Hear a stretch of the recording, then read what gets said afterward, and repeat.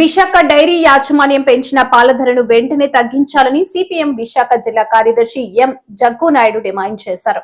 పాల ధర పెంపుదలపై Dwarakanagar RTC complex కూడలిలోని Gurajada విగ్రహం ముందు మంగళవారం సిపిఎం నిరసన చేపట్టింది. ఈ సందర్భంగా జగ్గునాయుడు మాట్లాడుతూ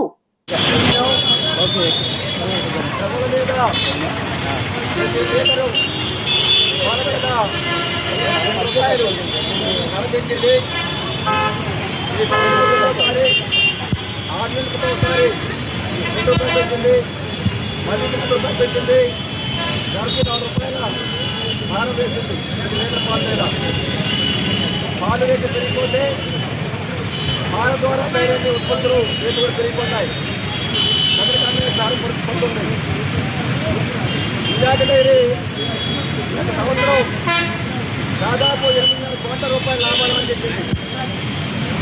ఆ లాభాల కారణం పాల శాఖల రైతులు, కార్మికులు, వినియోగదారుల ప్రజలు.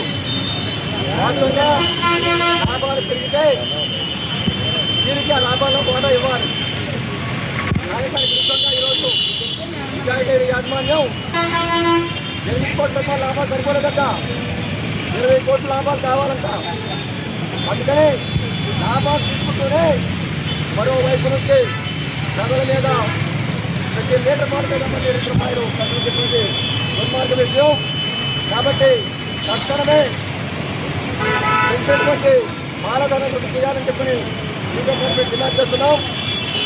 అదే సహకార చట్టం ప్రకారంగా డైరీ లాభాల్లో వాటాన్ని రైతులకి, కార్మికులకి ఇవ్వాలని, వినియోగదారుల మీద, ప్రజల మీద ఈ నల్లధరలను తగ్గించాలని చెప్పి డిమాండ్ చేస్తున్నాం.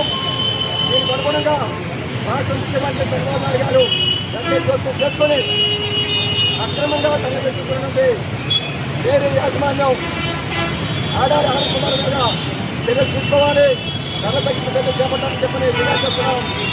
అలాగే ఆధార ఆహార కుమార్తెలుగా అక్రమాలు అవినీతి మీద, నిధుల మీద సమాధానం ప్రభుత్వం 2004లో కానీ ఓటర్ల అధికార పార్టీలో చేరి, బీజేపీలో చేరి ఆ అక్రమాన్ని, అన్యాయాన్ని, అవినీతిని రూపొందుకోవాలని చెప్పి ఆధారాలను కోరుతున్నారు.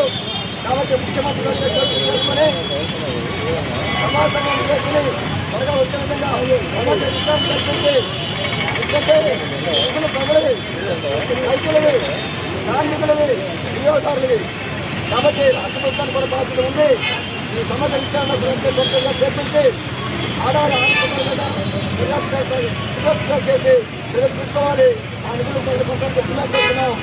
దేని ఖర్చులో చెప్పని మీకు హెచ్చరిస్తున్నాం.